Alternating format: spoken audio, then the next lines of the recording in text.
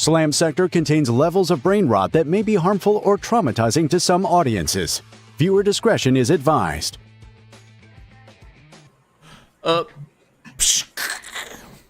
Welcome back. Cracking open a book. Hell yeah. Reading Rainbow. Reading Rainbow. You nearly killed Jordan. Is that where they crap open books? Is on Reading Rainbow? Yeah, you didn't know that? Hell yeah, guys. Welcome to another Scuff Sector After Dark. Today we're going to be talking about the brand new, well, not brand new. We're a little behind, but newish Leagues of Votann Codex. We're right on time. A wizard is never late, or is he early? Grimnir is exactly never late. Grimnir is never late or early. They are exactly where they intend to be. Hell yeah. Well, you could say the Arcanist now. The Arcanist, yeah. Well, They're Arcanist wizards? is part of the They're not really science team. wizards. I'm part of the science team. Well, Like, an that's Arcanist is, but not a Votann Arcanist. But yeah. But before we start getting into the Codex stuff, I just want to remind you guys real quick that on Monday we're going to be playing this brand new Codex on stream against the Necrons. So make sure you join us there. And I would also like to give everyone a little bit of a warning, a disclaimer. None of us are experts in this game.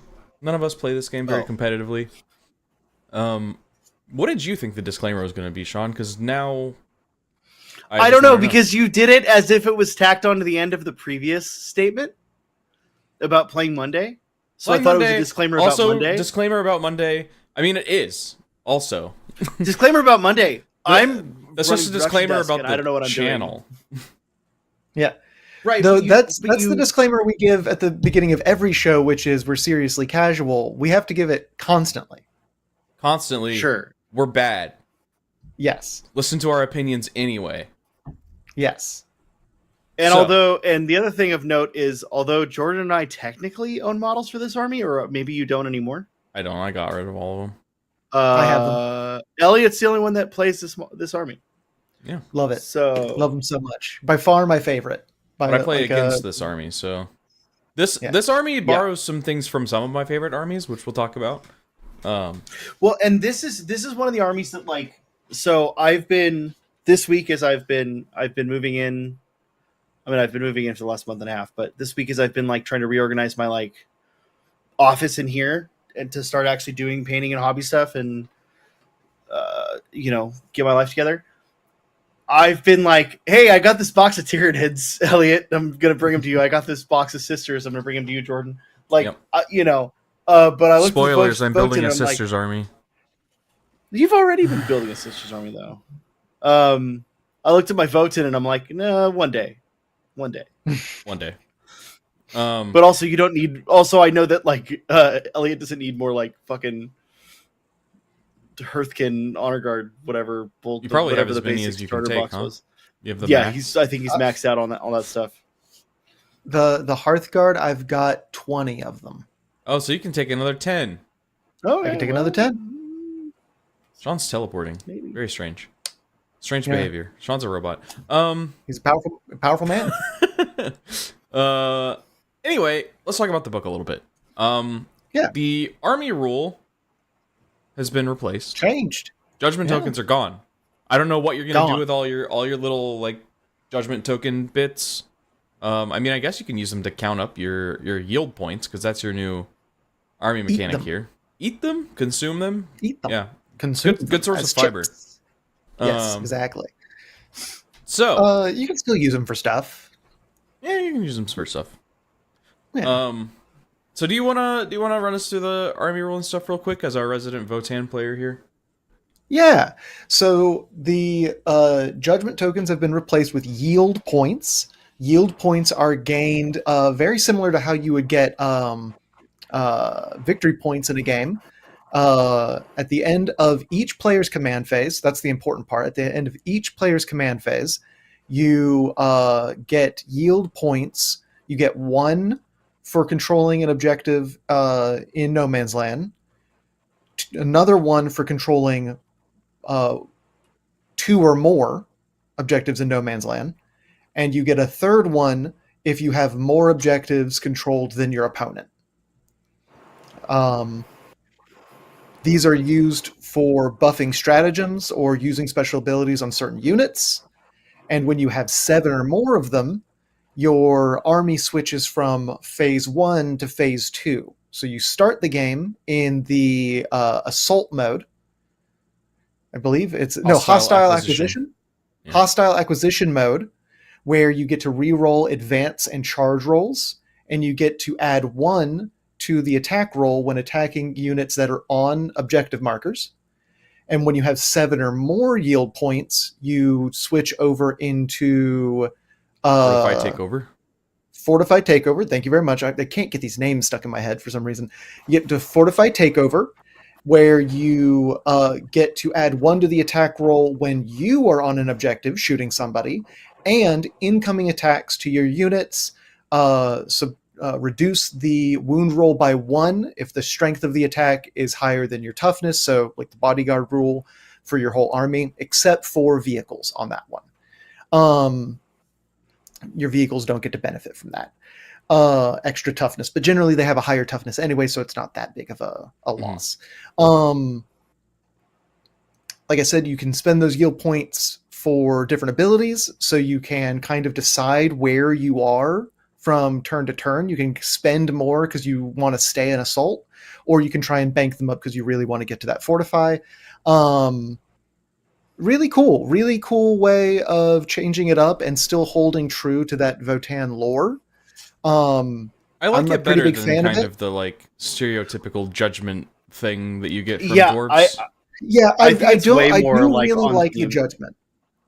Yeah, I did really like the judgment, and I do still like being grudged about stuff. But you can still be grudged. Some people pointed out that that's a little bit more of like a fantasy thing, and really leaning into the yield and the fact that the Votann's whole thing is this like hyper focus, because they live in the galactic core where resources are scarce and it's very dangerous. A big part of their lore and their culture is that everything has value, but you have to weigh that value versus cost, and you have to be very deliberate about what you're spending to get in return, right? You have to be very resource conscious. They're hyper-capitalists. And so this leaning into that really works. Yeah, I think it's cool. Because like you don't normally think of fantasy dwarves as being like like they don't live in the core of the earth, and they don't really care about resource acquisition either. So like I'm glad that we're moving away from fantasy dwarf tropes. Yeah.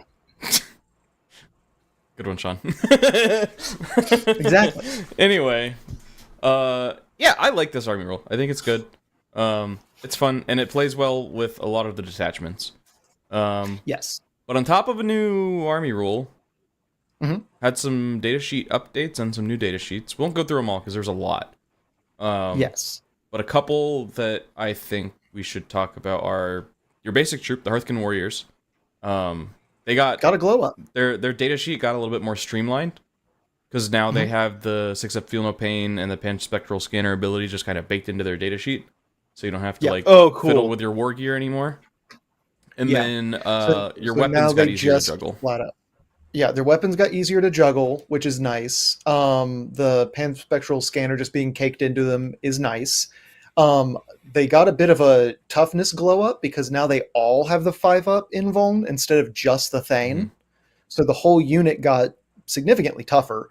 And then instead of it being the war gear on one of your guys giving the 6-up Feel No Pain, they just have the 6-up Feel No Pain. So you can pull models off a lot easier now, instead of having to be like, okay, I need to pull these guys and then I have to keep this equipment and this guy. Like, it got very fiddly on just removing guys from the table, and now it's a lot smoother. And they're tougher. They're stronger now.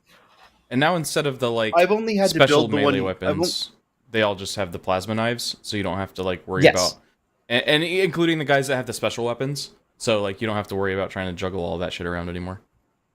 Yeah, the Thane also just flat gets the kin weapon instead of you have to sacrifice their main weapon and then have a melee option.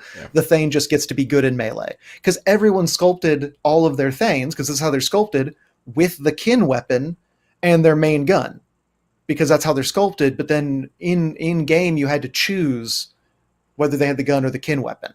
Now they just have it, which makes more sense for the model, and also just actually gives a nice little buff to the unit of making them a little bit better staying power, which is nice. What were you saying, Sean? Oh, I was just saying like how like I've built this unit. I've only had to build one, and I remember how much of a pain in the fucking ass it was to build the one unit. So you have to figuring like out juggle what like goes which where. weapons should go on what guys, and I guess I built 2 units. I think I don't have have 2 to worry about units that in them, anymore. but whatever. There's also a datasheet update that I think was frankly very bizarre. The Chthonian Berserks. Yeah. So they went up from toughness 5 to toughness 6. They went down from 2 wounds each to 1 wound each. They went from a 6-up save to a 5-up save. They went from a 5-up feel no pain to a 4-up feel no pain. Yep. And they also went from a 5 movement to a 6 movement. Yeah. So I think They're kind overall of tougher. No, I think they're less tough. No, That's how it they're winds tougher. up. So they went from a 5 move to a 6 move, a 5 toughness to a 6 toughness, a 6-up save to a 5-up save, and a 5-up feel no pain to a 4-up feel no pain. But for all of that, they lost 1 wound. So their health total got cut in half, but their survivability for I don't think their survivability wound, doubled though. No. I think they're So net they, less tough than they used to be.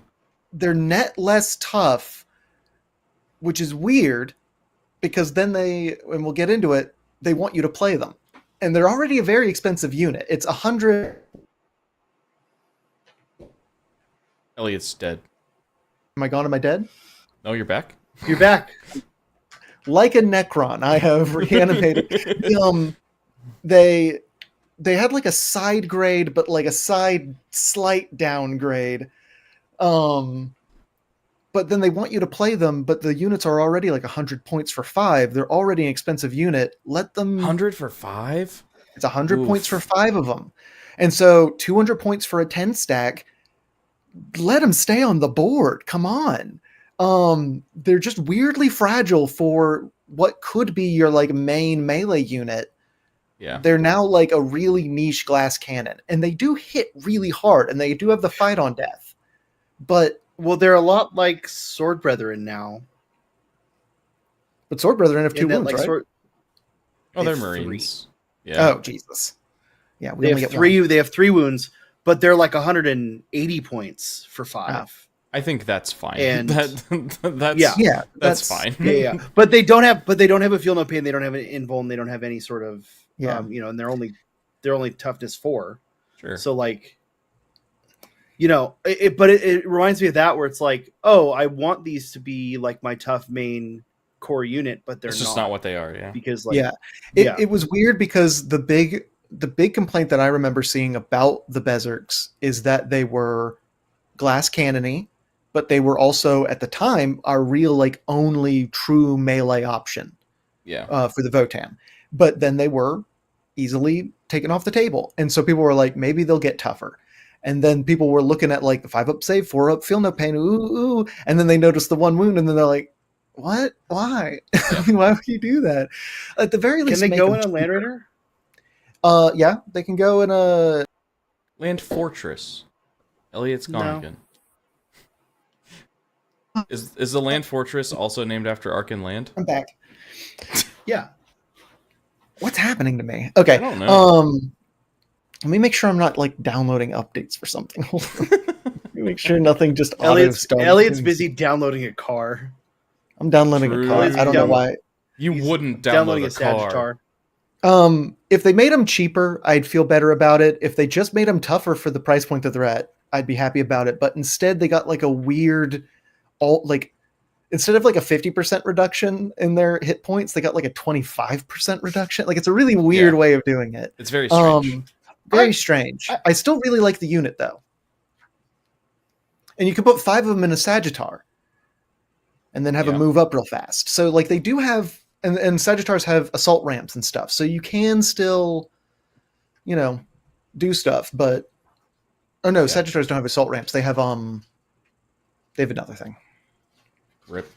You can't charge if you advance them. How what? Oh, you can only take one concussion maul. Okay. Yeah. We also got some new data sheets. Got some new ones. Like them a lot. Brie Ignerson, the Thrice Eaten. Absolute fucking beat stick of a data sheet, dude. Holy Love 'em. shit. I The did model's some sick as number- hell. I did some number crunching just because this is what I like to do, and he can like basically solo a knight. Like he can just like take half the hit points off of a knight. He's just like So and just runs up. for the folks that don't have the codex in front of you, he Yeah. can do a blood surge move after he gets shot and loses a wound. So he can wind up in combat that way. He has a 2-up res. He has lone op. He has stealth. His spear has a strike and a sweep profile. The strike profile is 5 attacks at strength 12, AP 3, 3 damage. And his sweep profile is 10 attacks at strength 6, AP 2, 1 damage.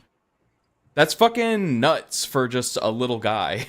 But the strike also has precision. So you put like a big, powerful dude, and you're like, and I'm going to defend him. He's going to be safe. And then he comes up and with his big, powerful glaive, just chops that man clean in half. He also has a 3-up save and a 5-up invuln. So like he's just tough. He's just tough. 6 toughness. He's not. Yeah, like, he's 6. All the I think the calls and I think even Uth are T5, right? And he's 6. Everyone else is all the other characters are T5 or lower. He's the strongest, toughest character with 6. Yeah. He has the same save as like the other calls and stuff, but he's just a mean dude. A 2-up res. Yeah. Ridiculous. And then the other one that I think is really cool, kind of like unconventional data sheet, is the Mimnir Strategist. Has basically one pistol shot and like 1 punch in melee, so it's not killing anything, but it lets your unit overwatch your heroic intervention for free. But the cooler part is that he lets you manipulate your yield points by spending or gaining an extra one if he's on an objective. So I think you'll see it like with some of the other detachments that care about how many yield points you currently have.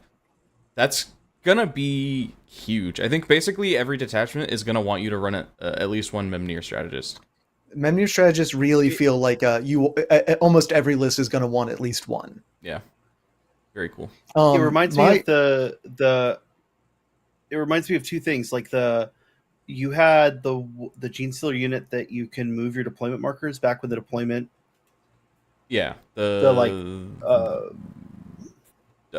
nope, I'm forgetting the name.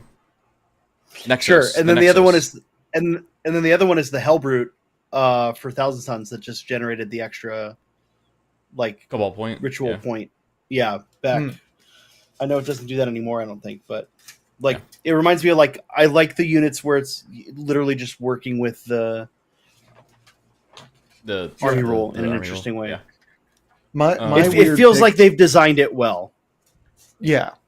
There's a lot of synergies just even with just the unit data sheets that feel good, right? There's not a lot of non-bows in this. There are still like a couple here and there, but there's not a lot of them. There's at least one pretty notable one that I'll mention. Yeah, my big weird selection is the Arcanist Evaluator. Is just a big old weirdo. Do you know what his whole deal is, Jordan? Not off the top of my head currently. So, he almost plays like almost like an orc character is how he kind of feels to me. As long as he's within 3 inches, he can't lead anybody. He can't be in a unit. As long as he's within 3 inches of an infantry unit, he has lone op. Right. So he's just following around. You can spend yield points, 1 yield point, to give him sustained 1 on his shots. And if he kills a unit, he gets 2 yield points back. So you're like, you can gamble with him, which is fun.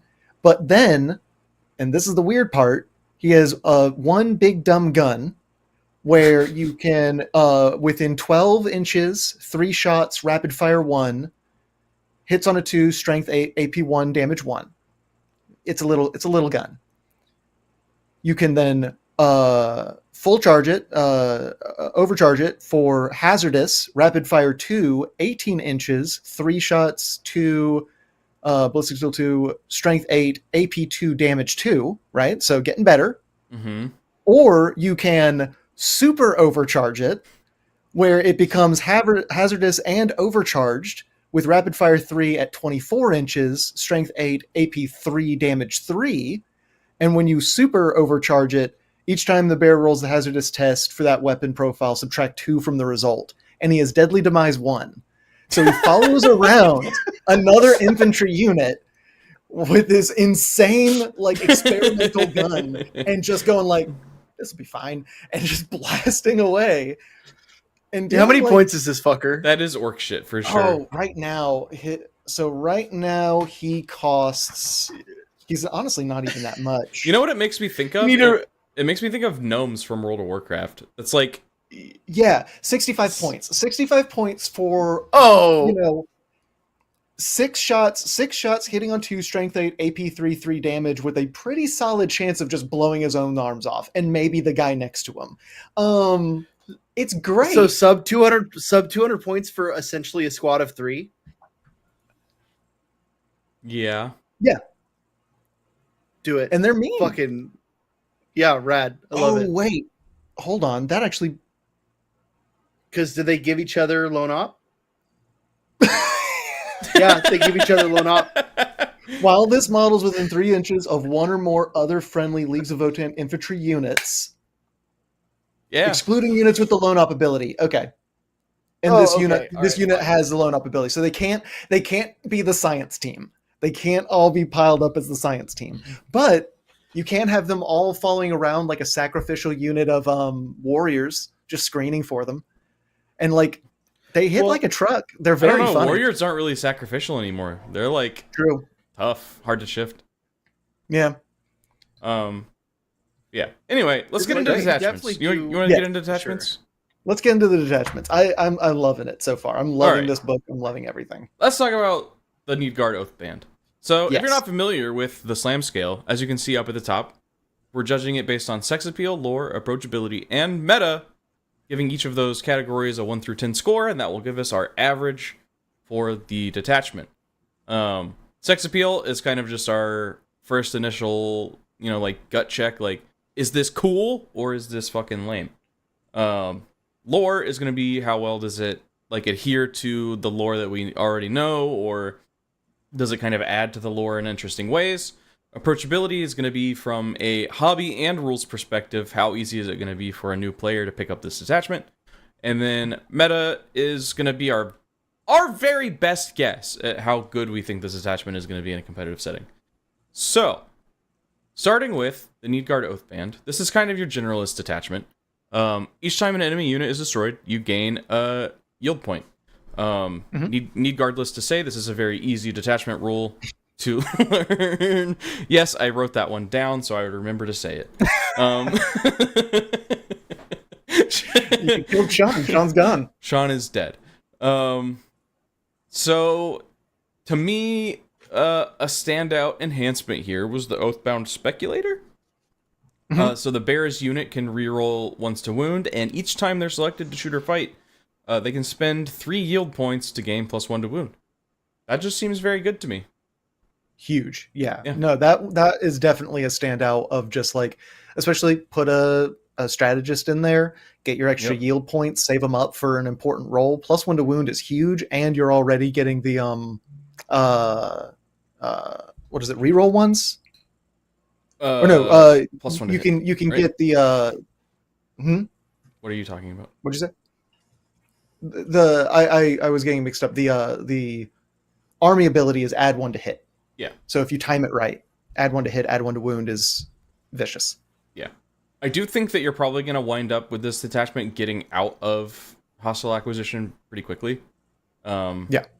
Especially like if you just start killing shit, taking objectives, you're going to just have a Mimnir sitting on your home objective, giving you bonus yield points. So you're probably going to be in the other one, Fortify Takeover, for most of the game. So it's good to like get another buff instead of like just the +1 to hit. Yeah, the this detachment wants you to be in fortified because there's a couple of stratagems that only work in fortified. Yeah. It also it wants you to be generating a lot of those yield points because the things that you can spend it on are pretty expensive. Like 3 is a whole turn's worth potentially if you're controlling most of the board. So it's definitely a different detachments seem to want you to be in one or the other, and this one definitely wants you to be either in the late game or just earning them quickly. Yeah. Strats. I want to talk about a strat real quick too. Okay. Ancestral Sentence. This is kind of Mhm. where you're going to make up for that losing that +1 to hit. Because Mhm. this just gives you sustained hits 1 in shooting, or you can spend 3 of your yield points to get sustained hits 2. Yep. Thunderkin are gonna love this. Yeah. Well, I mean, this is the same name, same cost, same function, except instead of it being based off of how many judgment tokens are on the opponent, is how many you getting your sustained. It's now the yield point cost because this is the replacement for the index Yeah. detachment. So it was vicious then. It's vicious now. It's mean as hell. Putting that on the +1 to wound, it's just you're just gonna eat someone alive. Because the important thing to note, for those who don't know, the Thunderkin used to be on their conversion beamers sustained D3. Now they're just lethal. So if you find a way of giving them sustained on a 4-up, you're getting sustained and lethal on all hits on a 4-up, which is mean. It's Yeah. so mean. I'll say. Were they sustained and lethal last time? They were just Previously? sustained D3 on a 4-up before. Okay, so now you can make them sustain 2 and lethal on a 4-up, which is vicious. Mm-hmm. I think Thunderkin might be the best datasheet in this book. They They're reduce their health, they reduce their so they health, are but like, squishier now. well, especially with some of these detachments that we'll get to later on. They're very killy, incredibly killy. Yeah, they were one of my favorite data sheets previously. I also really like the model. They're one of my favorite units. I really like the model. I like the lore. I like the just mechanical data sheet of them. I think they're cool. I like things that hit hard and like a little truck, a little squad of 6 dudes pretending to be a truck. And they're still that, if not more that. Love it. Yeah. Absolutely love them. Yeah. All right, so let's get into our slam scale here. I guess I'll start here with sex appeal. I'm gonna hit this one with a 4. I don't think it's that sexy. Detachment rule is very simple. I don't know. It doesn't stand out to me very much. It's your generalist detachment, so that's kind of to be expected to some degree. But a lot of the stratagems too are kind of just like, here's a buff, like just a random buff, and also it gets a little bit better if you spend some yield points, which is a little bit boring to me. So yeah, 4. John? Yeah. I think I mostly agree. I think that some of the stuff that is here, it seems fun and clever, and like I just like the idea so much of manipulating the yield points, especially with like the strategist. Maybe if I'd give it a 5, probably, but like, yeah, I agree. It's not like show stopping in the same way that some stuff could be. Yeah. Elliot? I also gave it a 5 just because it's middle of the road. It's not, it doesn't turn me off. It doesn't necessarily turn me on. I'm just going to look at it and be like, that is what it is. That's one of the It does what it detachments of does. all time. That's one of the detachments of all time. Nothing against it, but also nothing really for it. So just right in the middle. Yeah. On a lore perspective, I'm giving this one a 5. Again, it's very basic, even like on the lore front. It's all very basic, kind of like gamey, classic Warhammer 40k buffs, and nothing really stand out or interesting that feels like, oh, this is a very Votann thing to do. So, give it a 5, right down the middle. I'm actually giving a 7 on lore.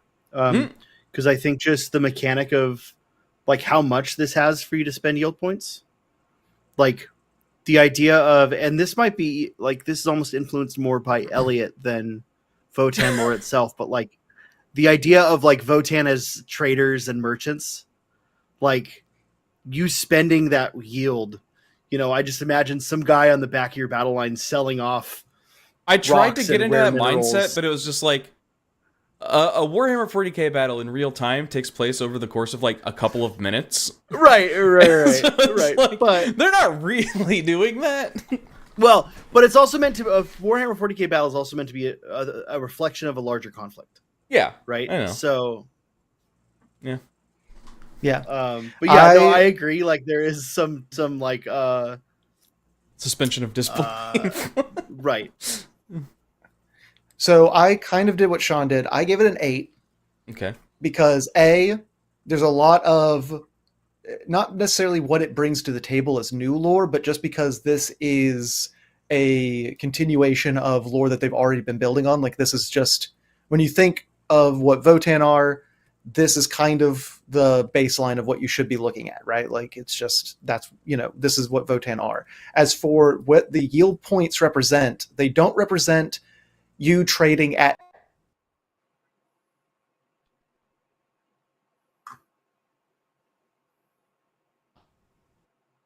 Am I back? Hello? Are you downloading Deep Rock Galactic right now? I am not doing anything. I don't know what's happening. So, the way that the Votann work is that because they're so mineral, like resource conservative, they're constantly evaluating loss versus profit, cost versus benefit. Like, what am I getting out of this? So the yield points are not literally the ore you're taking out of the ground and handing it off to a merchant in the back line. It's you going, okay, at this very moment, is it more advantageous for me to retreat or to continue killing these people and taking all of their things? So the fact that they hyper focus in this one of like, if you kill an enemy unit, you get a yield point because that means you're getting more benefit than you're costing. You're spending these resources, you're investing more of your ammunition, which cuts down on your yield, but hey, you might get a return on your investment. So it just hyper focuses on that like kind of core tenet of their mentality. And I do really like that about this detachment. And so that's why I rated it an 8. I'm actually just mean. Yeah. Anyway, Jordan moving mean? on. Jordan hates. Never. Speaking of being mean, Jordan hates approachability. it. I give this one a 9. This is a very approachable detachment. The rule is obviously very easy. All of the stratagems are very easy to wrap your head around. There's nothing really fucking weird about them. And I think the fact that this is probably one of the best generalist detachments in the game because it really does just kind of play nice with everything in the codex. So I think that it's very approachable for a new player to collect what they want to collect and be able to run this detachment without a problem. Well, quite the opposite there. I gave it a 6. That's not the opposite. Because no, it's not the opposite. Everyone knows but the opposite of a 9 is a 6. I mean, it Yeah. kind of is. Because it is giving you like this extra resource that you have to calculate, and like, Well, the army. I almost don't think. The detachment's not doing that. Sure. Well, but the detachment's doing that because of how much the stratagems focus on you spending the yield points. So I think in order for you to maximize your stratagem usage, you also have to be able to make sure you have to you're manage your managing yield points really well. Right. Probably more so than some of the other detachments. So, like, while I agree it is probably one of the better generalist detachments, and I'm saying that as a man without a generalist detachment for his core army. You literally just played Gladius on stream. Yeah, but that's different. Yeah, I think it does some stuff that's weird, but yeah, it doesn't really, like, approachability wise, like as far as like needing to paint specific models or purchase specific models, not at all. And I think it's just a matter of like, even building your list, you have to like kind of think about how much do I value maximizing those yield points. Yeah. in a way that I think a lot of generalist detachments don't do. Sure. That's Okay. fair. Well, then I did the opposite of Votann, and I said 10. 10. Oh, okay. Sheesh. Yeah, because you can paint and build whatever models you want. The core rule is very simple. Yes, you do need to keep track of your stratagem. You're not your stratagem, your yield points. But all of the detachments spend and gain yield points in different ways. Or almost all of the detachments spend their yield points in different ways. It's just very easy to just say, okay, well, my friend gave me these guys. I'm going to sit down and play these guys. When I kill a guy, I get a thing. Blah, right? Like it's you can very quickly learn the game, and yeah, it might have some real depth when you're playing it, where strategy wise, like it might have depth there, but that doesn't function as a barrier to entry, right? Yeah. Because you could play a simple game and say, well, we're learning the game, so we're not going to use stratagems for this game. We're just going to try and learn the data sheets we're going to play. And this will function perfectly fine as that, you know? So that's why I give it I think it's just a really easy, if I wanted to start learning how to play the game and I was just getting models, I could very easily play this and not worry about it. Yeah. Mm-hmm. Makes sense. All right, meta. I gave this one an 8 on meta. I think this is a very good detachment. I don't think it's the best detachment in the book, but it's a very close second. It's got very good buffs for basically every unit you can possibly think of. Can benefit from this detachment in some way, so you don't ever really like get shot out of your plan. Whatever you need to do, you can usually do, whether it's like by spending yield points or just like the stratagems just on their own, even without spending yield points, are typically pretty good. So you're always gonna have like a plan A, plan B, plan C. So I think it's very good. Sean? I agree. 8? Yeah, 8. Yeah, I think this plays really well on the strengths of the data sheets and the strengths of the units. And I think there's a definite, clear way to build this. Again, I don't know what fucking tournament meta looks like or any of that. I don't care. But like, am I playing against this, and how do I feel playing against this? I would feel like it's a pretty strong detachment. So I also gave it an 8.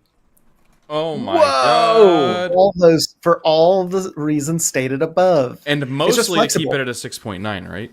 That's the And real mostly reason. to keep it at Nice. a 6.9. I did that in it. No, it's just flexible. That's like my note on it is flexibility.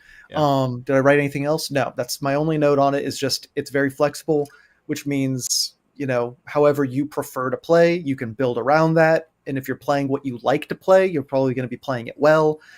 It's got options for, you know, different answers to different things. It's got strong, you know, stable, easily usable stratagems. You know, I think it's going to do well in any list. Oh yeah. 6.9? That's pretty respectable for a generalist detachment. 9, yeah. Is that the highest that we've had for generalist detachment? Do you know? I We don't need know. to look. I'd We have need to to go look back at the. Yeah, we need to do like a We need to table take of all of our take some results. scores. Yeah. Yeah. A little bit of a retrospective.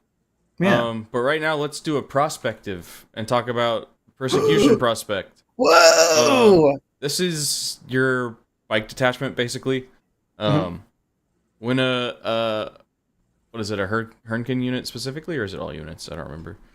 I will tell you right now. Units from me. your army have the following ability: Guerrilla Adepts. In your shooting phase, just after this unit is selected to shoot, this unit can use this ability. If it does, select one enemy unit, excluding monsters and vehicles. Until the end of the phase, attacks made by models in this unit can only target that enemy unit. And after resolving those attacks, if one or more of those attacks hit that enemy unit, until the start of your next shooting phase, that enemy unit is assailed. That doesn't do anything on its own. And then, after that, if that unit is already assailed until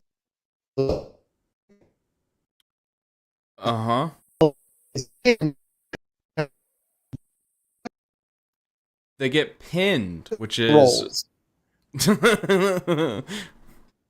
Hey, welcome back. We missed the whole part about the pinned thing. Oh God. Okay, so if that unit is already assailed until the start of your next shooting phase, it is also pinned. While a unit is pinned, subtract 2 from its move characteristic and subtract 2 from charge rolls made for it. So your first unit, it's any unit in your army, targets a non-monster or vehicle, shoots it, and it can only target one. You can't split fire with this, but it shoots an enemy, and it becomes assailed. Another unit shoots at it again, and it becomes pinned. Bam. They get slowed. They're under suppressive fire. You can lock down melee armies super well with this. Really cool. Now, did you spy the part of this that's really bad?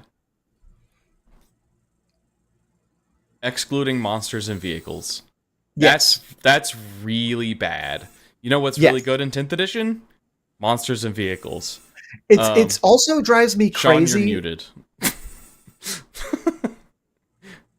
It also drives me crazy because, like, I mean, you can look at the detachment that I made in the custom detachments. I really like the Hernkin stuff. I think the Void is in our veins side of the Votann lore and world building is really interesting and fun. I like the idea of these like hunting parties going out on the offensive and trying to find the asteroid belts full of minerals and hunting big monsters and stripping them for parts because, you know, you might think that it's a Tyranid hive ship. I see resources to be taken, right? Mm-hmm. Like, that's cool. And then they're like, but don't do it to monsters and vehicles. I'm like, why? Like, what do you mean? Yeah, part of the whole like vibe of them is hunting big monsters because they're called Jaegers. Jaeger is German for hunter. That's what they're named Jordan's after. Dog. It's my dog. Jordan's dog. It's Jordan's dog, and he's a hunter. Yeah, no, that drives me crazy. This lore-wise, we'll get to it in a second. Lore-wise, one of my favorites. I fucking love this. But that monster thing just kills me. It hurts me so bad in my soul. Yeah. Well, and I even think of like the Pioneers. That's the bike unit, right? That's the bikey boys. Yeah.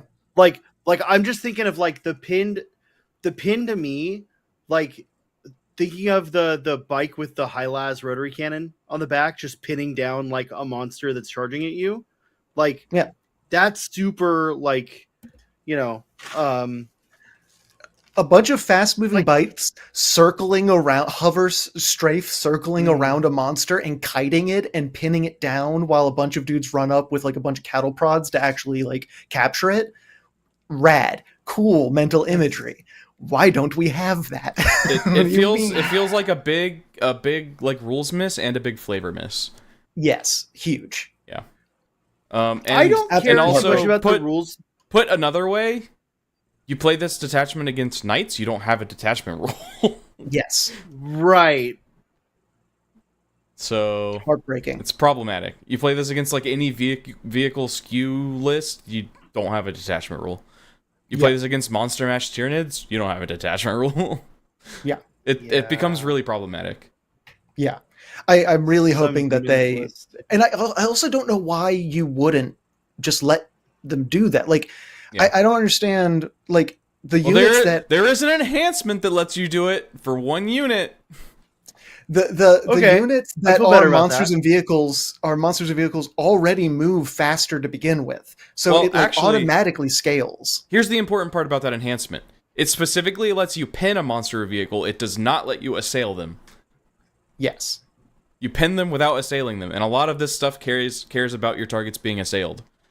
Yeah. Oh. So that's where it kind of becomes a problem again. Yeah. I don't know. I don't know what...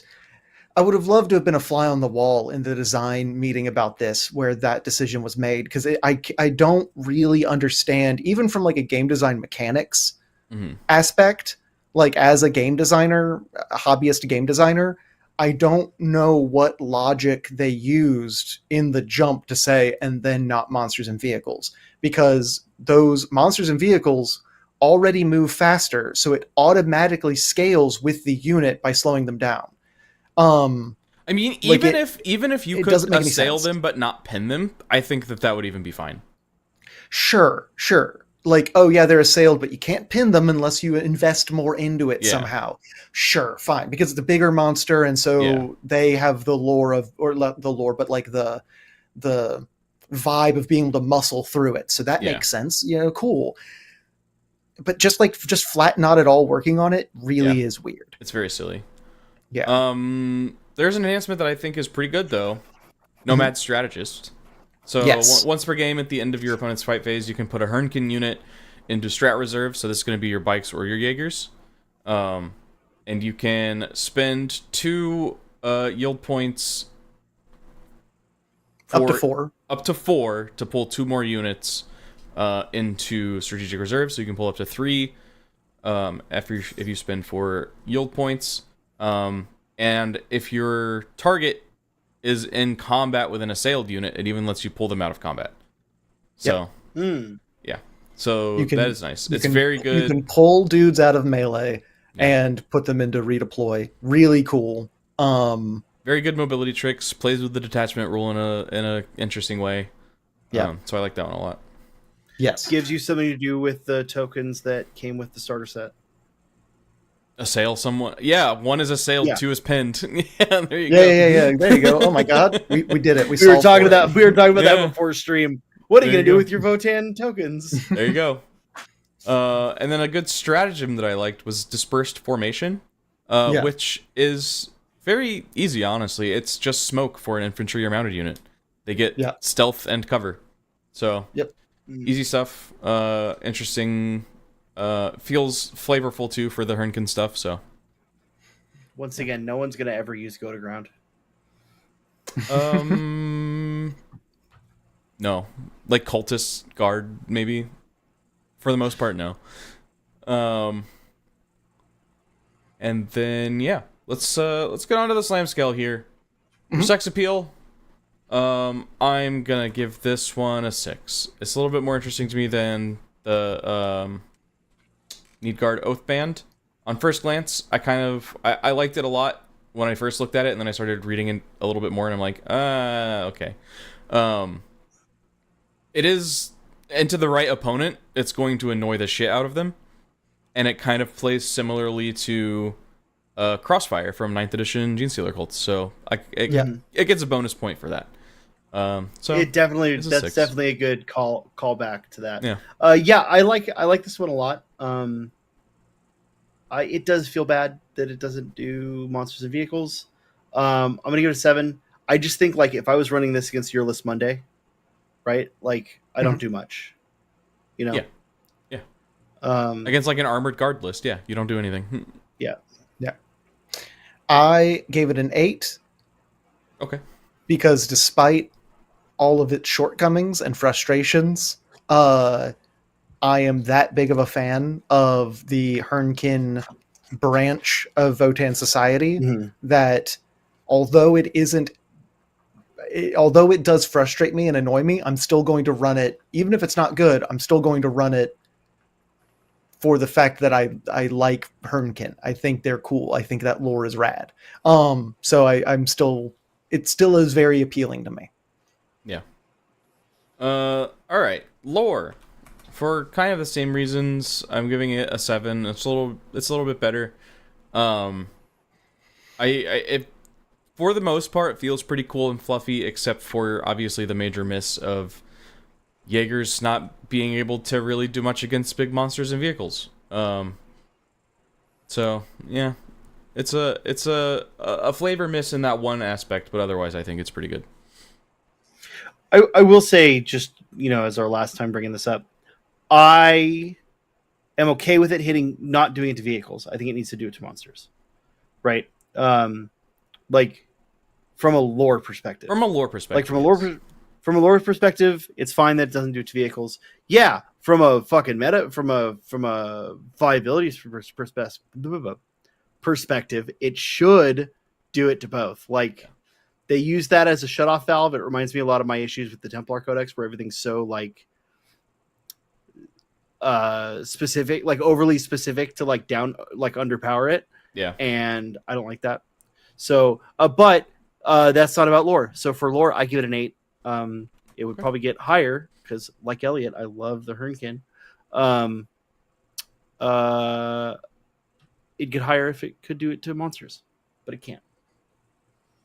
And just to continue our Ilium? pattern here, I gave it a 9 6, 7, 8, 9. for all the same reasons that I stated before. I just love it so much. It annoys me, but I love it so much. You'll find that a lot of But our if it sex did it- appeal scores are tied to our lore scores. Yes. Yeah, well, They sex tend to appeal be is very like almost similar. a combination of sex appeal. Like is almost like our overall heat of the detachment of like the other three yeah. scores. I feel like Yeah, Yeah. you know. it's pretty close. Jordo, how approachable? How would you approach this? Approach me? I wouldn't. I think Yeah. I think this is Whoa. I think this is a trick detachment for newer players. If you look at a lot of it has like some interesting movement tricks, but a lot of them are very like conditional, which is going to get confusing for new players. And you're gonna want to run basically max bikes and max Hernkin, which for beginning hobbyists are going to be a huge pain in the ass to build and paint. So, Yeah, they're more tricky. They're more the bikes. I remember being a little tricky to build. Yeah. And you It's only a fat have three. three. You only have three models that are Hernkin, right? Yeah. Well, Elliot? four technically, What's the fourth? The Capricus. because the Capricus Capricus Defender, is- Capricus Carrier. Are the Capricus Hernkin? Oh, okay. Yeah, I Capricus believe are the both Hernkin. Capricus both count Yes, as they are. Hernkin. Let me double check that. I did. They are. You did? They are? Okay. So you have the Capricus Defender, the Capricus Carrier that's carrying your Jaegers, and then which are the third, and then you've got the Pioneers. So that's your not your whole list, but it's a lot of it. You want you to take advantage of this. You want a lot of it, and it is pretty limiting. Yeah, I mean the army rule. The army rule doesn't specifically call out Hernkin, does it? The No. detachment rule. No, No. but Okay. the stratagems But and the yeah. enhancements Strategies and enhancements. Yeah, want you yeah, to run yeah, Hernkin. yeah. really Sure, lean but I'm into saying that. you're not getting nothing out of it with your other units. You're just getting Yes. less. True. Not nothing, just almost nothing. Yeah. Oh, I would say that the point out for lore real quick. The point out for lore, it's 1 for not hitting monsters. It's 2 for not having Hunter's Mark in this detachment. Mm. Hunter's Mark is in Yes. a different detachment. Which detachment? I don't remember. It's in the first one. Ah. It's in the first one because Hunter refers to something on the Hearthguard weapons, not the. But as a D&D guy, Hunter's Mark Yeah. goes with Rangers. Yep. So. Yeah. Well, what's your What do approachability you score give there, it? Sean? Oh, I think it's like I agree. They're some of the harder ones to paint, and you're kind of a lot more limited. I'm conflicted on this score, right? Because I don't think you're that limited by it. I don't know if 3's fair. I'll give it a 5. Okay. I'm very middle of the road on this one for approachability stance. Fair. I am giving it a 4 because so close. not only is it so yes, you can run basically any unit and still get the slow effect on most enemies. But I think there's a level of strategy of knowing who to target and where and positioning yourself and like actually being able to take advantage of that maneuverability. Just play wise, I think it has a little bit higher barrier to entry. Like the last one, you shoot stuff, you get yield points, you go, right? Like it's just very straightforward. It's easy to learn. This one, it has like no barrier to entry. This one actually does have a barrier to entry, and to get full effect of it, you do want, limited roster of units. Those units are harder to paint, and can be a little tricky to build. So yeah, I feel like there's just a few too many things kind of going against it in that idea of someone new to the hobby trying to pick this up. Yeah.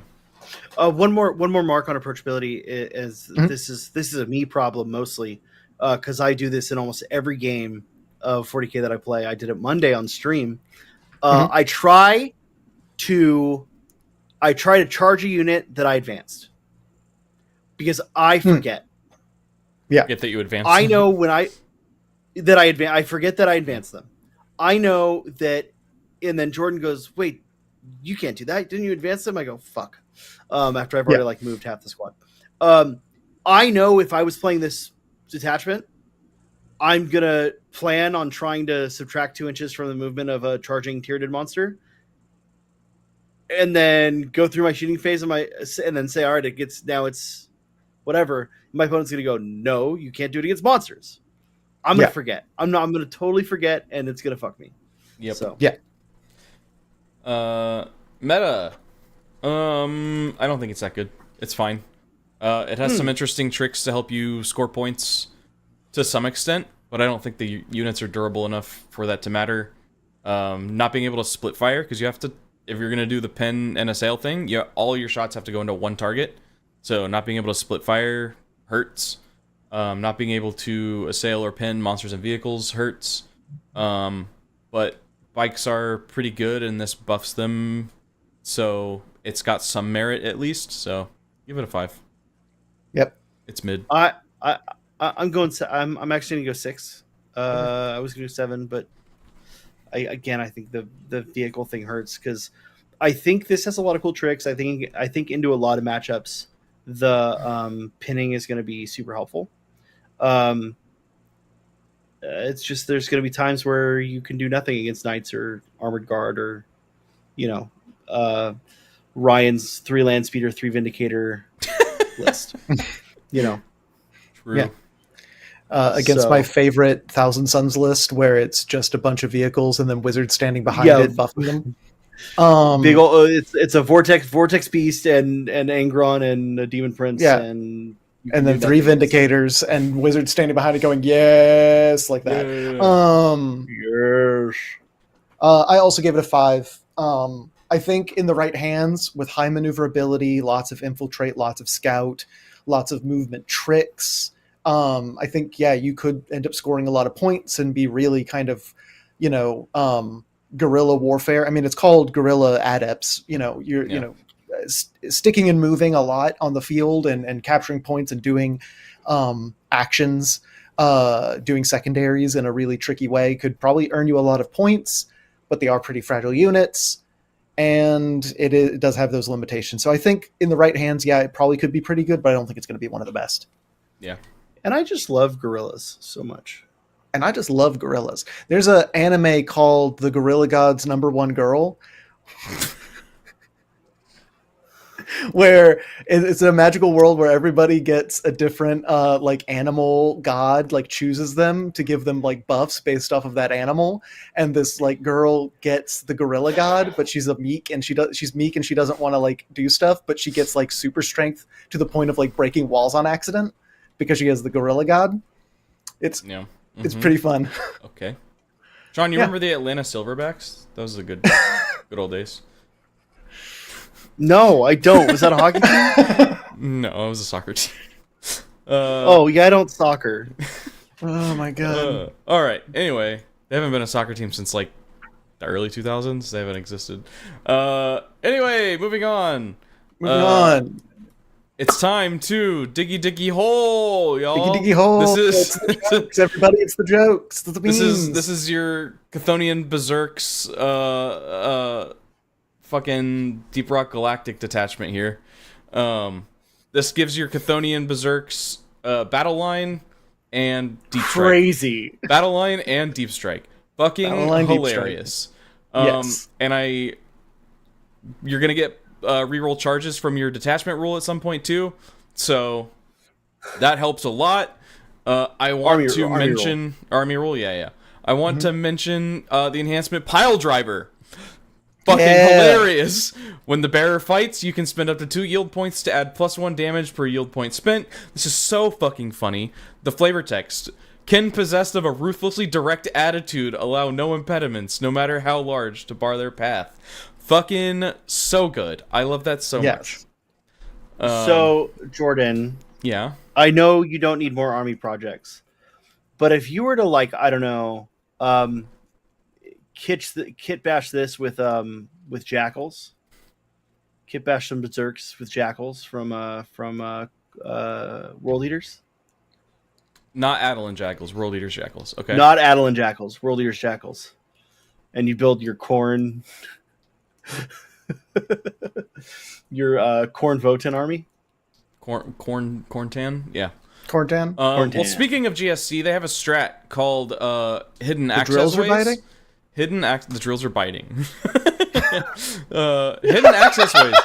You can pull a Berserks, Hearthkin, or Jaeger unit into strat reserves, similar to the last detachment. But this one works a lot better with your detachment rule. And again, this is like just continuing to be like GSC in that you just dig a hole to escape. Yep. And you run away. Very good. I don't know how good this is, but this is fucking hilarious. This is so hilarious to me. This detachment, in a great way. It is very good to me, which is why I'm giving it a 9 on sex appeal.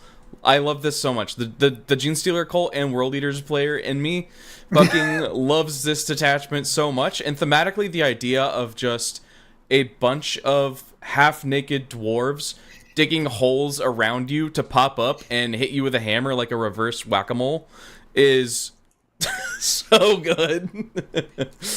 Yeah. I'm actually gonna give it a 10. Okay. Because and I'll tell you why. So full disclosure, I didn't pre-rate any of these because I had so much fun doing it on the fly when we did Grey Knights that I wanted to do it again. And I just literally, like, when we started reading this, I'm like, wait, that's all it does? Gives Deep Strike? That's dumb. Wait, it gives Battle Line? Holy fuck. Yeah. Right? Like, and instantly I'm like, I know how I'd build a whole army around this fucking detachment. 6 units of Berserks. And then who cares? Right? And then, like, some bikes. And, 6 units of Berserks and 3 units of Earthshakers. Yeah. Earthshakers, and I think... Getting 1,500 points of your list, so what else are you going to put in it? Some trucks. I'm gonna put three of the Arcanists because they're hilarious. Mimnir. Yeah. And then I want Mimnir on the back line. And then I want at least one of the strategists to subtract my points to keep me in assault mode. Yep. All right, there you go. Beautiful. Beautifully simple. We love to see it. See, I think you're missing at least one Sagittor in there so that you can put 5 of those Berserks inside of one of the Sagittors to run them up. Yeah, you can't only rely on Deep Strike. Do Sagittars have assault ramps? No. They've got a different thing. They can, when something gets out after the Sagittor advances, they can move normally, but they can't charge. Okay, that's still pretty cool. Yeah. It's called Blistering Advance. What's the capacity on Sagittars? Is it 5 or 6? 5. Okay. Or 6. It's yeah, 6. Then the plus a character. A 5 stack plus a character. Right, so I can put an Arcanist in there with him. Yep. Just for funsies. Ooh. Okay. Does the Sagittor have firing deck? No, but the Capricus carrier does, but it can only carry Jaegers. But it can only carry Jaegers. Ah. You can't put Arcanist in a truck and use firing deck. No. Oh, no! Yeah, sad day. Land Fortress doesn't have firing deck, does it? Nope, no windows. No windows on those. That's sad. Anyway, getting off topic. Elliot, what's your sex appeal score here? I also gave it a 9. I reserved my 10 for something else. Same. I spent my 9 here. I might give another 10. I don't know. Again, I haven't read these. That's how this works. Is you spend them. You can only use them once. That means you can't give anything else a 10 in sex appeal. That's very Votann of you. No, I can go back. We can go back and I maybe I should just give it a 10. I was about to say I don't actually know why I wouldn't, because there really are no notes. You know, it's just fun.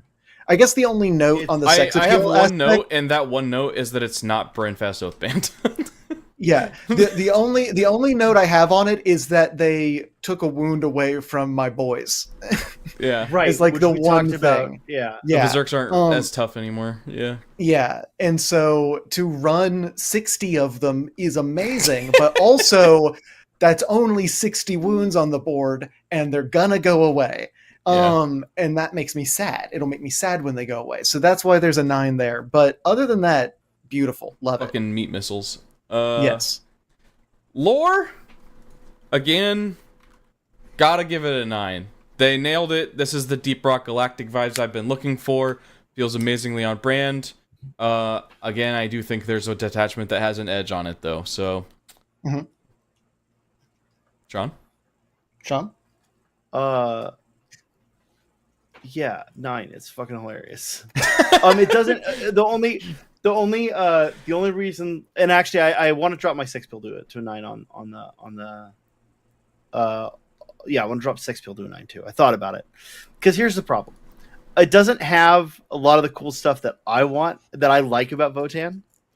Right, the Berserks are like my least favorite unit, or one of my least favorite units in Votann. But this detachment makes them so funny to me. I love the Berserks, but there's like other stuff in Votann that I think is even cooler.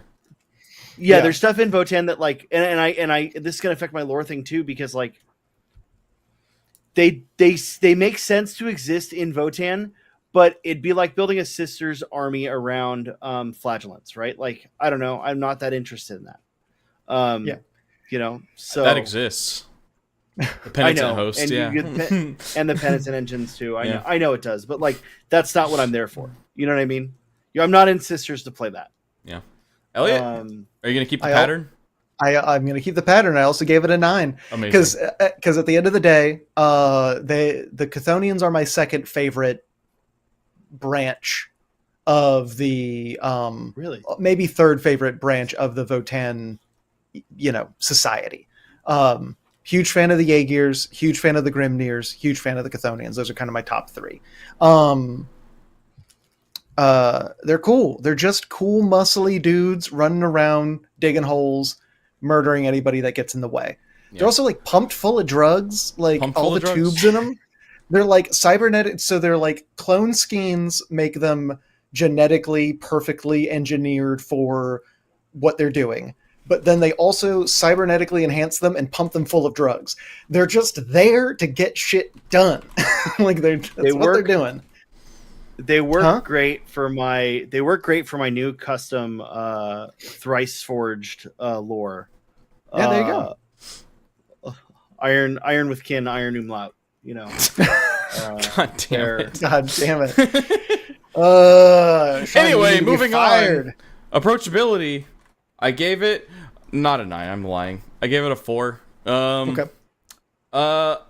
It really does want you to run 60 berserks, which you can only do in this detachment. So that's a trap. Every skew list, every like hard skew detachment is going to lose points for me on approachability, just because you have to build everything in a very specific way. And berserks are not the easiest thing in the world to paint because it's a lot of like skin tones. I think contrast paints help with that, but it's still not an easy thing for beginners. And there's not that many modeling options. Like, this is something that I'm concerned about. Like, right now I'm going through all my Templars to make sure there's no repeat poses. Which is hard because there's like only so many poses for some of the weapon options. Most of the weapon options, most of the like unique weapons only have one pose, right?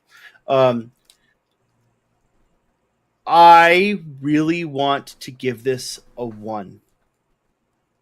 But I'm going to give it a 2. It's getting the point I stole from Sex Appeal. Because I do not want to encourage anyone buying double the amount of units than what you can run in any other fucking place. And there's nothing to say that in 11th or 12th edition, this is still an option. Yeah. Right? I can almost guarantee it won't be. Right. So, like, fuck you.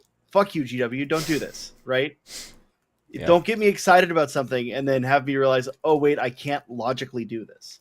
Yeah. You know? There's, like, other detachments that do that in other codexes, like Dreadmob for Grots, which, to me, I don't know, I can't, like, articulate exactly why, but that's more fine to me than this. Okay, so here's not to like get too in the weeds about this or to like whatever. This is still a new army.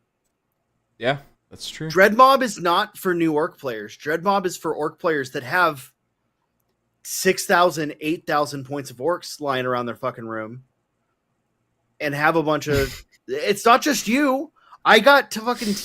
George, do you remember earlier when I muted my mic and turned to talk to my wife? Because she was bringing me an Amazon package Of orcs? that had another unit of Crusaders in it. Oh, that's right? not orcs. Like your pet army, which people who are orc players, that's going to be one of their pet armies. They have, like, you have a shit ton of them, right? How many fucking Dark Angels do you have? 11,000 points? 12,000 points? Right. You could run fucking whatever you want out of Dark Angels. So, like, that's where the Dread Mob go. Like, that's why Dread Mob might get a higher score than a 2 from me. This doesn't, because we don't have enough established for Votann. Yeah, and like, to be fair, It's also too, an elite unit. This instead is of a like horde unit. that's like the only unit this detachment cares about too. So yeah. Yeah, it doesn't. Yeah. I also gave it a 2. And rant. Yeah, I also gave it a 2. I'm going to continue your rant. I'm going to pick up that torch and run with it. A box, they come in boxes of 5. Those boxes are $50-$60 each.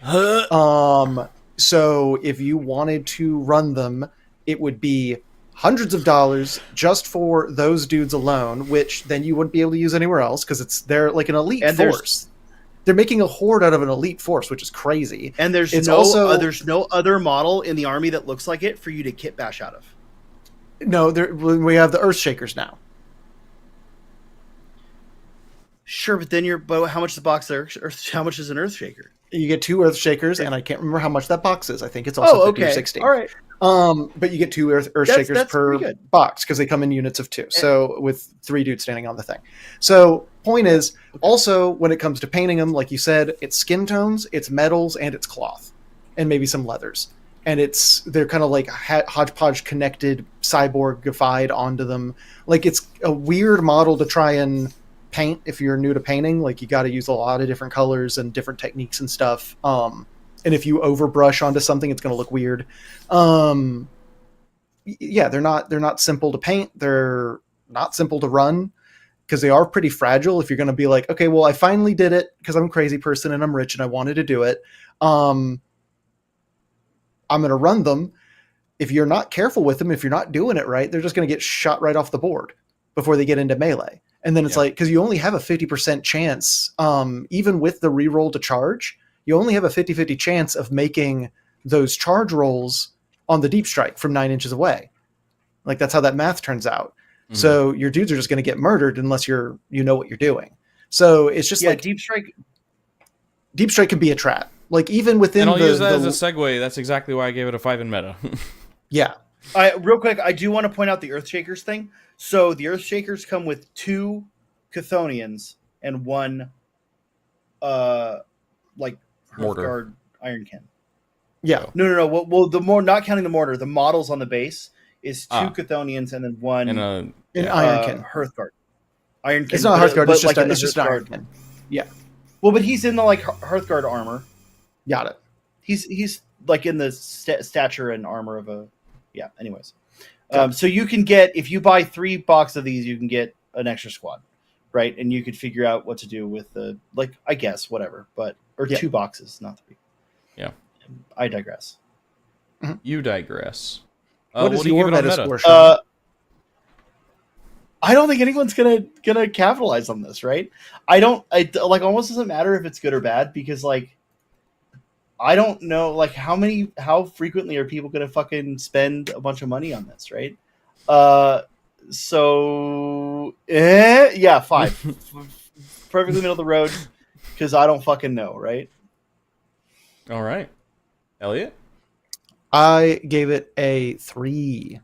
Ooh, that's bad. Because again, they made them weaker. They're expensive. If you wanted to run all of them, it'd be 1,200 points for 60 of the boys if you wanted to max out. That's most of your army is now incredibly fragile, realistically speaking. that's just I don't know. just don't see it performing super well. I think incredibly fragile is probably a little bit of an overstatement, but It's the incredibly comes from the butt hurt. It's a butt hurt incredibly thrown in there as a sprinkle, like a dusting of salt from Salt Bay. That's what that is. I think I will say I like that they gave them like the higher toughness and the feel no pain because it differentiates them from, for example, like before they just sort of had like a weird pseudo Space Marine stat line. Like, so I kind of like some of what they did there. And I don't know for 100 points if like that toughness is still worth it. They are quite a lethal unit. I mean, looking at the fucking concussion maul shreds things, right? I hate that all their weapons are 4-up. So like, I don't know. I'm like super mixed on the like viability of the unit itself. Yeah. But I think it's cool. But also, I will point out, just because something's battle line doesn't mean you have to run 6 of something, right? If you run 3 if you run 3 10-man squads, I mean, you also don't have to run 10-man squads. No, right. So if you have, but I'm saying if you own 3 10-man squads and you split that into 6 5-mans or a couple 10-man and 2 5-man, right? Like that's still going to capitalize on the battle detachment and everything else going to support it. And the battle line isn't just for running 6. The battle line is also because some of the objectives care about battle line. True. Right? Like there are rules that care about battle line where, you know, more so than at the start of 11th edition where fucking it didn't matter. So I don't know. Like, I don't think they're doing something crazy here. I just like, it pisses me off a little bit. So yeah, that's fair. Yeah. All right, we're running a little behind, so I'm gonna try and speed through it a little bit. Oh, sorry, brother. Yeah, we're rambling a bit. You're fine. And you know, speaking of speeding through shit, let's talk about the Brandfast Oath Band. Yeah! Vroom, vroom. Is this is your truck detachment. Is this our last one? No, we got 2 more. 2 more? Oh my God. This one and one more. So this is the detachment that's going to let you play with your brand new shiny Toyota Hiluxes the best. Votann infantry, wholly within 6 inches of a transport, get sustained hits 1 in shooting. Hey, Elliot, what do Thunderkin get if they're shooting at a target outside of 12 inches? They get lethal and sustained 1 now, and they're mean. On what? What do they have to roll to get that? On a 4-up. Oh, 4-up. They get sustained and lethal on 4s in this detachment. Great. You want to take that one step further? Let's talk about the Trivarg Cyber implant. Elliot, what does that do? It's amazing. If you have just gotten out of a transport on that turn, or if you spend a measly 2 yield points, your unit gets sustained 2 for that round on all of their weapons. So sustained 2 and lethal hits on 4s? Yeah. Okay, cool. Did you know, Jordan, did you know you can fit 6 Thunderkin and a Brokier into a land fortress now? I did. I saw it on stream. Yes. And then they can jump out and just blast away, and something in front of you that you don't like ceases to be. It just stops. Yeah. Yeah. I don't like it. I love it. I do like it. Your opponent won't like it. Yes. And it reminds me of like when Grav Devastators were good. Yeah. Like last edition when that people was were like putting them in rhinos 9th edition, and drop pods and shit. Yeah. So let's talk about a stratagem really quick that I really love. Vengeance Flare. When an enemy unit shoots an infantry unit that's within 6 inches of a transport, that transport can just shoot back. It's going to be fucking hilarious to use on a land fort. Yeah. You do have to spend yield points to right? Or no, am I thinking of something else? Yeah, you have to spend 2 yield points to target a land fortress, right? Yeah. Yes. Yeah. So 2 yield points and 2 CP, a little expensive, but hey, you shot my little boys. I don't like that. Stop it. You're dead. Yep. There's a stratagem there's a stratagem that I like because it's just ridiculous, which is at the end of any phase It's called Secure Positions. It's 1 CP. The play on this is insane. At the end of any phase, if a unit from your army, if you have hostile acquisition, so it's at the beginning of the game, essentially, you target a transport unit. One Leagues of Votann unit embarked in that transport unit can disembark, and when doing so, they can do so in 6 inches. At the end of any phase, you just have to be in hostile acquisition for 1 CP. Within 6 inches, you can disembark, which means, you shot, and you were trying to get close to my tank. By the way, now, at the end of your shooting phase, when you can't react to this, I'm going to put a screen 6 inches in front of you, touching that objective. Yep. Go fuck yourself. Very good. It's the end of your fight phase, and you're about to end your turn. Let me just go ahead and disembark now, so that I can take that objective at the beginning of my turn, and then go in and ruin your day at the start of mine. Yeah. Mean. It's the meanest. It's so good. It's so powerful. All right. Moving on to scores. Sorry. I'm just so excited fine. about that. You're fine. Sex appeal? Fucking 10, baby. This is the biggest flavor win in the book to me. I'm a sucker for transport detachments, and this, I think, is probably the best transport detachment in the entire game. And this just, everything about this feels right for Votann. Sean? I hate transport detachments. All right, so it's a How 1. dare you? No, I'm not done. I do not like armored company detachments. I think that they are like cool in theory, but I never enjoy running them personally. That being said, all of the Votann vehicles are fucking transports. Yep, they sure are. Three out of the 4. Yes. Well, but the one exception has a transport version, right? Yes. So like it's Capricus, the same yeah. vehicle with 2 versions. Yeah. So 9. Because 9? like Let's it go. fits because I think it like if you think of like the like old school squad armies, right? It's land fortresses and fucking trikes and like all that stuff. Like this fits that old like very mobile biker, land train. This is your land train, baby. Yeah, Land train detachment. Cool. This is the first one that I've been like, okay, I'd run this. Like this is kind of rad. I feel like if I still had a Votann army, I would run this detachment and only this detachment. I don't think you're going to be surprised when I say 10. Let's go. I love it. Yeah. I love it. I'm so excited about it. Yeah. I'm gonna do the thing again where I drop my score again and go put it at an 8. A 10? Got it. Yeah. Oh my god. Because the more I think about it, the less I like transport detachments. We'll stop thinking about and it. I think Okay, Jordan, how do you feel about lore? 10. This is a little bit more fluffy than I think the Delve detachment. It's close, but I think this edges out the Delve detachment a little bit, despite not feeling quite as diggy hole. But it feels to me the most like quintessentially Votann, just a bunch of dudes pulling up in a bunch of trucks to like a fucking weapons deal and then hopping out and blasting your ass. Fucking peak. Sean? lore wise, I'm going to give it an 8 as well. Because nothing really benefits the bikes, and I think for it to be a perfect lore of like the perfect quintessential Votann for me, it needs to hit the bikes. Something needs to benefit the bikes more. Like That's fair. But that's just because, again, like me thinking of what is Votann, it's land fortresses and bikes. So it's old squads. That's fair. Yeah. Quick spoilers for the Votann book that's out. Very, very mild spoilers. Plug your ears if you don't want spoilers. Plug your ears if you don't want spoilers.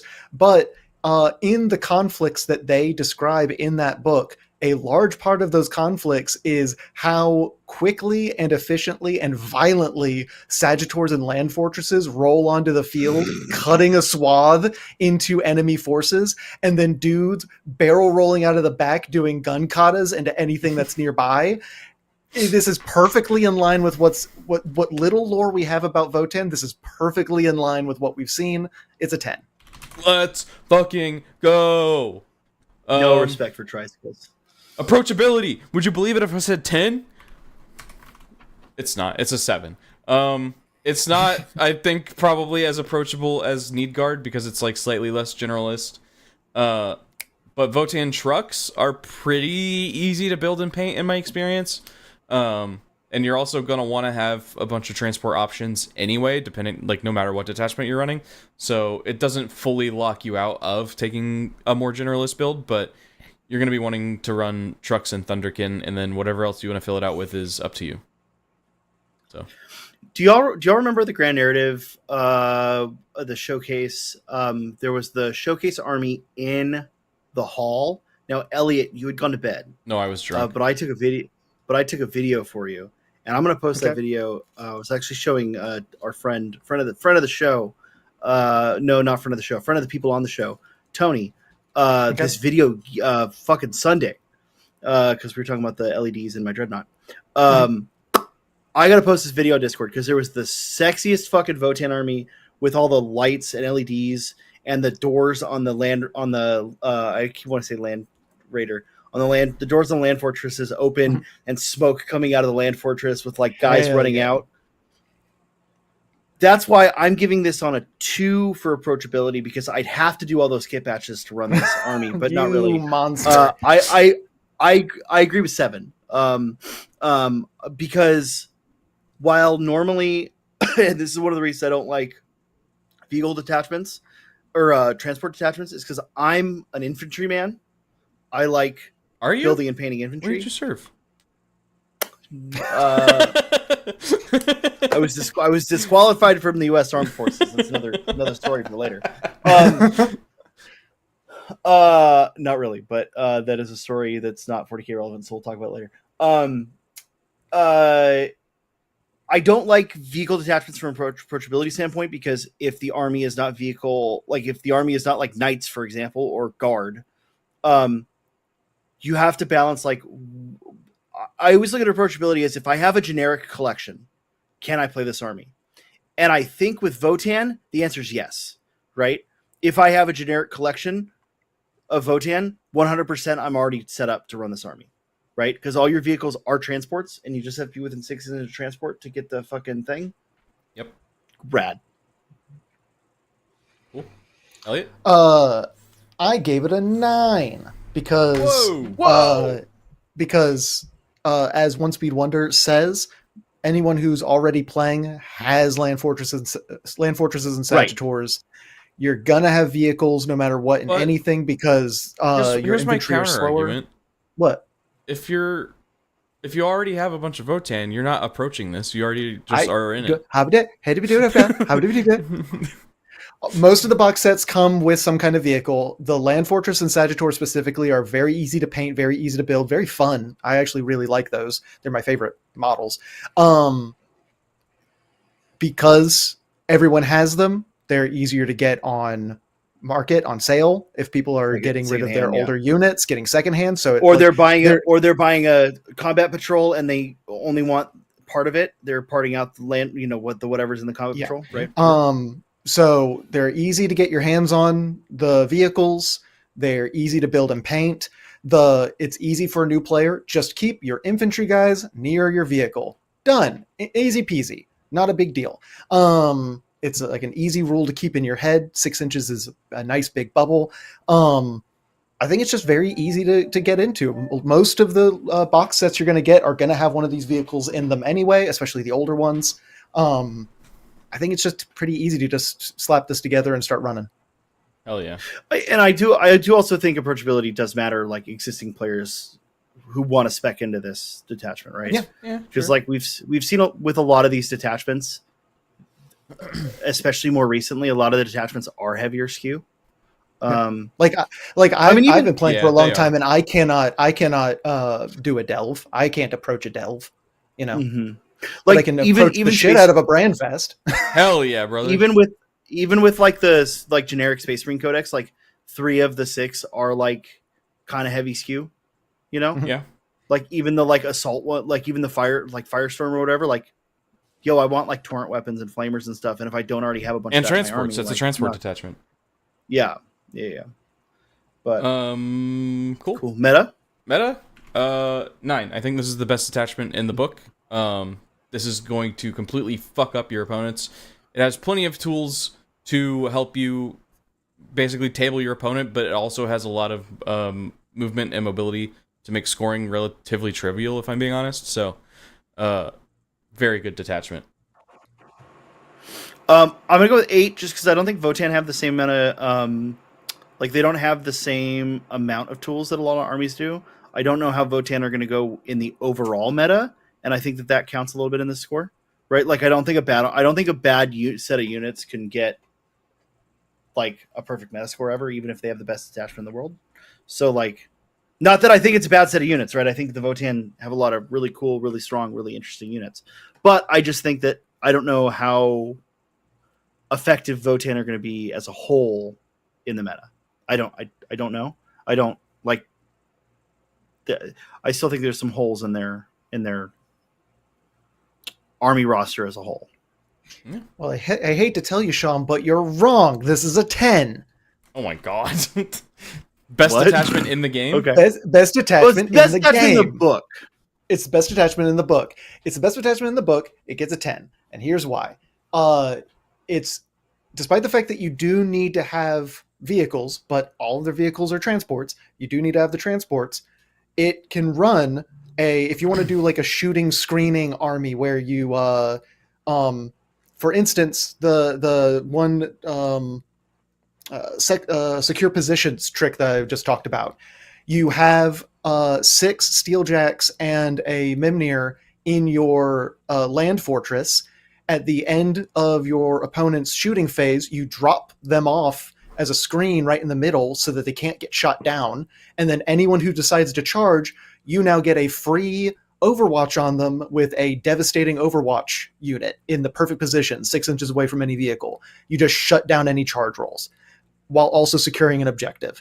It's super flexible. It's super fast. It can punch really hard. I mean, Steeljacks on Overwatch, hitting on 5s or 4s, depending, sustained 1, or potentially sustained 2 if you gave them the enhancement. It's just hey, go fuck yourself, right? Super flexible, super fast. You can run them as a very melee army. If you wanted to run a bunch of Sagittors, 6 Sagittors, and a bunch of your and 3 stacks of your Berserks, and be super melee, you could still be very super melee with them and super fast and agile. This detachment cares about shooting though, so it does care about shooting, but you have the options there of, okay, while I'm also, you can put a Capricus in the back just to be sneaky next to your mortars, and then give your mortar sustained 1 to make them a little bit more effective for controlling that midfield if you wanted. Like if depending on what you want to do, you got a lot of options. I think it's great. Yeah. 8.8 might be the highest score we've ever given a detachment. It's pretty high. I don't know if that's fully true. I'd have to go back and check, but it's one of the highest, if not the highest. That's crazy. I think in the right hands, this is going to absolutely wreck face. Yeah. I just always think of meta like, is this going to be the like problem list, right? And I don't think it's going to be the problem list. A 10 on meta to me is going to be the problem list. I don't think it's quite 10, but it's going to be like up there, and I think if for no other reason than Thunderkin. Yeah. Sure. Jumping out of the with sustain 2, critting on 4s is fucking scary. Absurd and lethal. And for every 4 up, you set 1 aside and put 2 more in. Is so mean. And Thunderkin have like for a long time been one of the better Votann units, anyways. So people already have them, right? Like people are used to running them. So I truly think that and Steeljacks are going to make this detachment fucking gross. I wish I liked Steeljacks. I don't like the models, but the rules are good. I hate the model. So anyway, very high score there. Moving on to our final detachment here, the Hearthfire Arsenal. I don't have as good of things to say about this one. This is your, I guess this is your mad scientist / robot detachment, right? Yeah. So you get +1 yield point for each objective marker you control outside your deployment zone that has an Iron Master or Mimnir strategist on it. And also when a Brokir, Steeljacks, or Arcanist Evaluator unit shoots, You can spend a yield point to let them reroll hit rolls of 1. It is fine. It wants you to hold objectives, which is how you win the game anyway, so it's kind of just a win more detachment. Yeah. So it's okay. Enhancement, talk about Far Strider node. It gives an Iron Master or Mimnir Strategist unit Deep Strike. When you put this on a unit of Steeljacks or a unit of Thunderkin, this becomes a like point and delete button basically, because you can just kind of set them down where you need on the battlefield, where you have sight lines to whatever you need to blow up, and it will go away. So easy peasy, fits with the theme and everything very well, fits with the detachment rule very well. Stratagem Cogitated Need. At the end of your opponent's movement phase, a Steeljack's unit can make a normal move towards the closest objective. It's going to be clutch for flipping objectives and triggering your detachment rule. It kind of sucks that it only applies to a single data sheet, but it's still very useful because Steeljacks are good. Thoughts? Eh. Eh? All right. So alright, if it did more, so here's the thing: we already have a detachment that for a limited number of units you get to reroll ones to hit, and also gives you for a limited number of units extra AP, and for free. It just does it. The fact that this is reroll ones to hit, but you have to spend for it on a limited number of units, that just kind of sucks. Like it's just kind of like yeah, they're good units, but like yeah, come on. Yeah. You know? Yeah. So I'm giving it a 6 on sex appeal. It doesn't do anything too flashy, and it only affects a handful of data sheets, but like I get what they're going for. So it stands out to me a little bit more than something like the Needgaard Oath Band. So 6. John? I get what they're going for. It only affects a limited number of units, but like the vibes are right. You know. Mm-hmm. I'll tell you what's marking this down for me. Number one, I'm realizing I probably just need to build a Votann army because like I've rated this book so high that like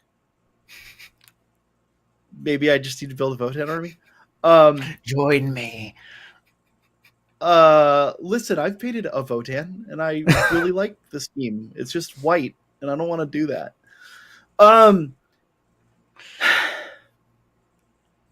I like the mad scientist vibe. The thing that I'm noticing now when we've now gotten to the final detachment is there's nothing here that's cool for the Grimnir. So this detachment's sex appeal is going to suffer for that. And so it's going to get a 6 instead of a 8. Because while the Grimnir is a psyker, he's a psyker that worries about like communicating with a supercomputer, kind of like is the like vibe there. So like he should be in the scientist detachment. Okay, cool. I'm glad I'm right about that. He should be in the scientist detachment too. He's not a scientist, but he's not a scientist. He's their like spiritual leader, but sure. But their spiritual leader is also talking to a supercomputer, so that's fair. Right. Yeah. He's a spiritual scientist. A spiritual scientist, as we all should be. Y'all are being, I feel, far too nice. I give it a 3 out of 6 appeal. Shit. I'm just not interested. I'm just not. It just doesn't spark any joy in me. That's like, crazy. yeah, the units are cool. I can do more fun stuff in other detachments with them. You could run. Remember how I just said that this. You can run the same army list in another detachment and get something better out of it. Yeah, you know how I just said that the Steeljacks could drop out at the end of your turn or the end of your shooting phase, and then I can screw you over with it? Hilarious. I can't do that here. Like, there's nothing that makes me look at it and go, ooh, you know, it's just kind of like a, okay, all right, like every step of the way. This does not spark Hearthfire. It does not spark Hearthfire, exactly. Like I was even thinking earlier when we were looking through data sheets, like how cool it would be to do like a sciencey list. I agree, 8. It's got good vibes. It's got good vibes. It's got good vibes. I just wish like it was stronger. You know, I wish that it was. I wish that you couldn't just build this same list in another detachment and it'd be better. Yeah, Yeah. I gave it a 6 for lore because it's not it's not terrible. It knows what But it's doing. It knows we want robots. Yeah, it knows what it's doing. It's doing that well, but I don't think it's adding. It doesn't strike me as something that is mechanically or lore wise adding something to the world in a fun or interesting way, or capitalizing on a part of already existing lore in a fun and interesting way.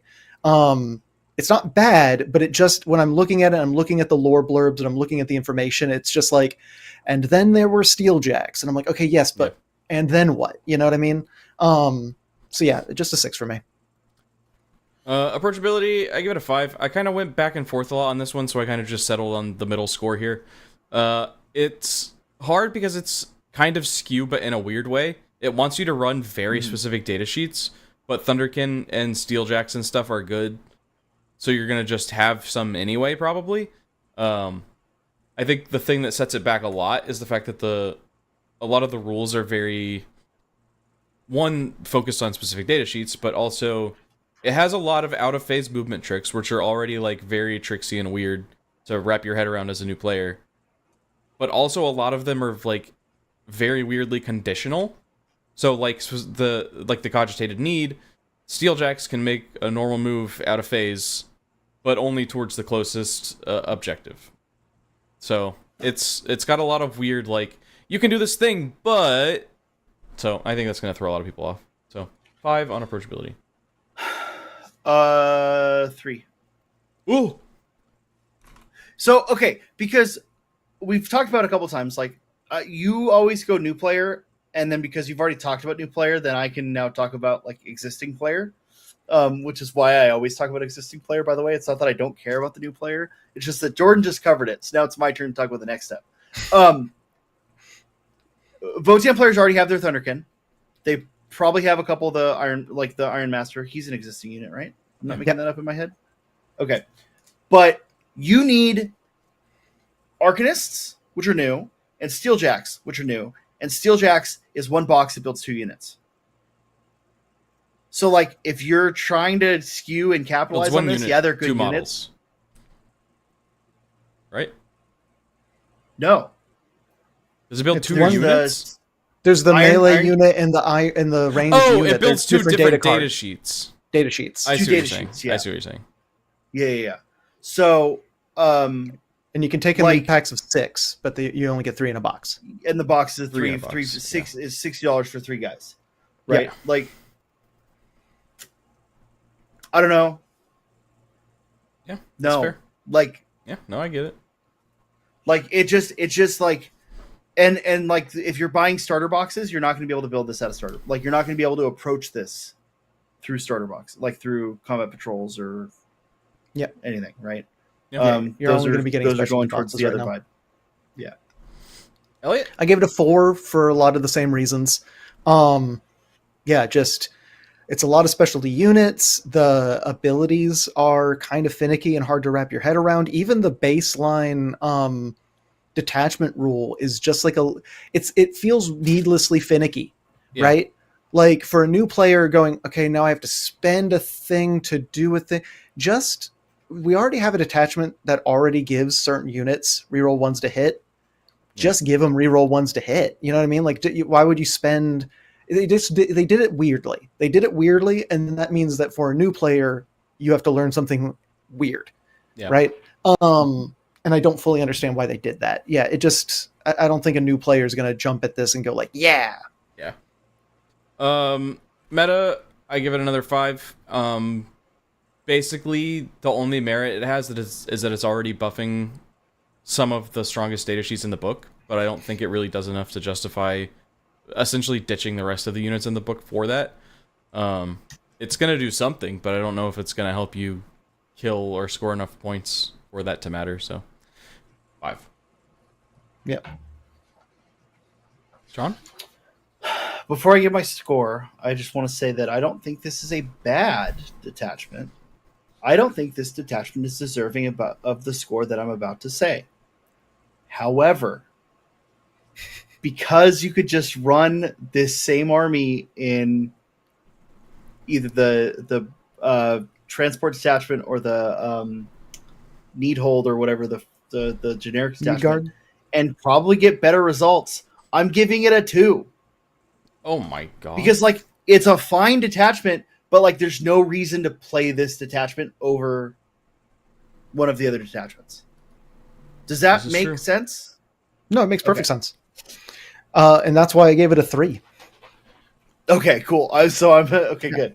No, because I like feel better about like that. yes, Thank you, they Elliot. are good data sheets, but you could run all of those data sheets and other things and potentially get more out of them, like sustained 1 instead of just a cost expenditure Reroll the hit. reroll 1 to hit.